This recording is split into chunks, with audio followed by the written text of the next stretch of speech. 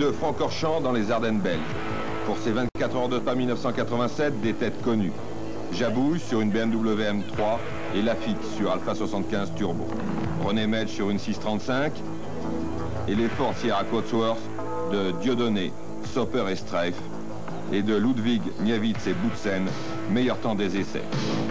Elles partiront en première ligne devant les BMW M3.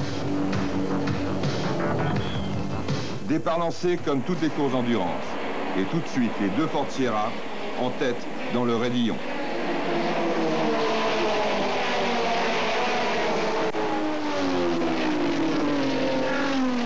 La 7 de Boutsen Ludwig Niewitz devant la 6 de Streif, Dieudonné et Soper.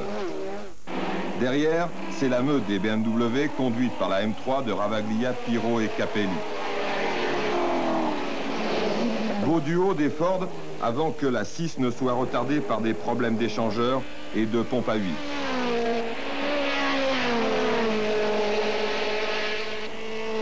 À la tombée de la nuit, le ciel est chargé, mais il ne pleut pas. Derrière les stands, on s'organise pour passer au mieux cette nuit. Une nuit d'endurance.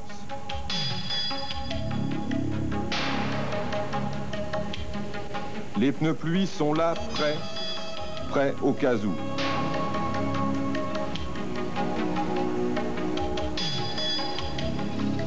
Relais express de la Ford de tête, Boutsen semble content. De la course sans problème, tout va comme sur des roulettes. J'ai rien à redire pour le moment, j'espère que ça va tenir comme ça jusqu'au bout. Après un tiers de la course, on peut déjà se dire c'est un tiers de fait ou c'est plutôt 2 tiers qui restent à faire? Encore 2 tiers qui restent à faire, c'est long, très très long. Encore plus long quand on doit attendre le feu vert à la sortie des stands.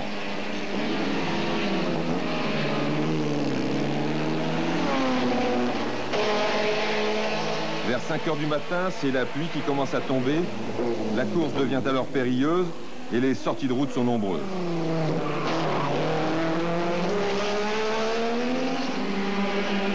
Peu à peu, avec le jour, les acteurs se réveillent et se préparent pour le final.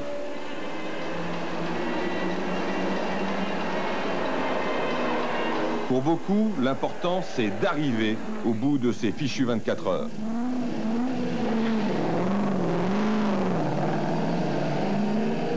Tout va bien, juste le pare-brise et on repart. C'est ce qui s'appelle avoir le feu sacré. Pas de panique, c'est le spectacle. Cela fait désordre, mais le feu a été maîtrisé. Il pleut toujours sur le circuit, il faut de la finesse dans le pilotage.